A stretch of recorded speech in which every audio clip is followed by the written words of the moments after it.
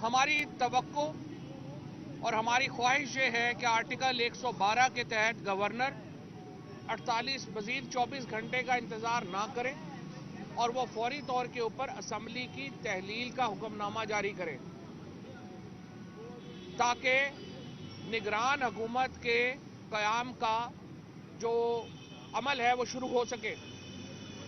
हमजा शहबाज साहब से जो लीडर ऑफ अपोजिशन है उनसे फॉर्मली राब्ता जो है वो किया जा रहा है और परवेज़ इलाही साहब उन्हें अपने जो नाम हैं वो तजवीज़ भेज देंगे।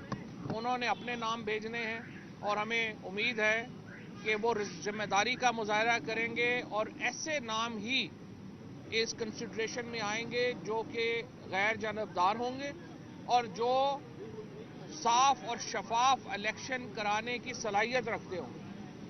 और हमें इलेक्शन कमीशन से भी यही उम्मीद और तवक्को है कि वो ऐसे अपॉइंटमेंट्स करेगा जिनकी हैसियत मशकूक ना हो।